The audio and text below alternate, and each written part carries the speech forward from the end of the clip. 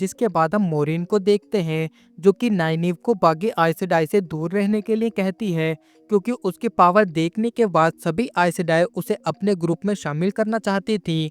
जिसके बाद scene shift होता है इग्वेन और पेरिन पर, जो कि उन बंजारों के साथ आगे बढ़ रहे थे। और तभी इग्वेन श्वेत मीनार को देखती है, जिसे देखने के बाद वो दोनों काफी खुश होते हैं।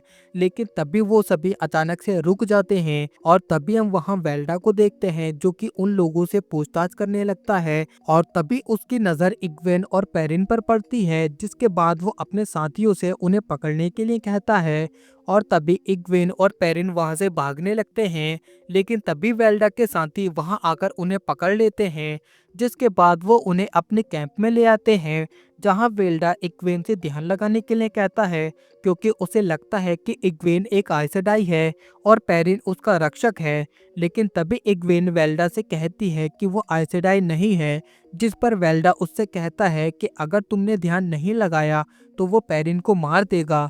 जिसके बाद वेल्डा पेरिन को टॉर्चर करना शुरू कर देता है और तभी पेरिन की आंखें चमकने लगती है। वहीं ये देखकर इग्वेन ध्यान लगाने लगती है और तभी वो अपने पावर से पेरिन के हाथों को खोल देती है।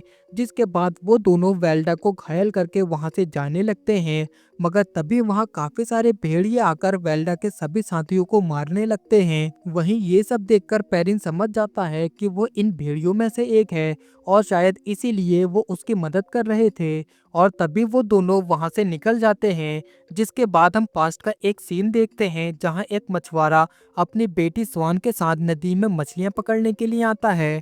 और तभी हम देखते हैं कि स्वान के अंदर भी पावर होती है, जिससे वो मछलियां पकड़ने में अपने पिता की मदद करती है।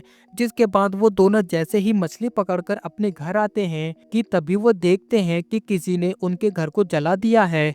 वहीं ये देखकर स्वान के पिता समझ जाते हैं कि अब स्वान का यहाँ रहना ठीक नहीं है, इसलिए वो उसे श्वेत मीनार जाने के लिए बोलते हैं और उससे कहते हैं कि तुम वहाँ सुरक्षित रहोगी और अपनी शक्तियों का अच्छे से इस्तेमाल भी कर पाओगी। वहीं प्रेजेंट में हम श्वेत मीनार के अंदर सभी आइसेडाई और उनके साथ ग्रुप्स को देखते हैं और तभी वहाँ उनकी लीडर आती है, जो कोई और नहीं बल्कि स्वान होती है।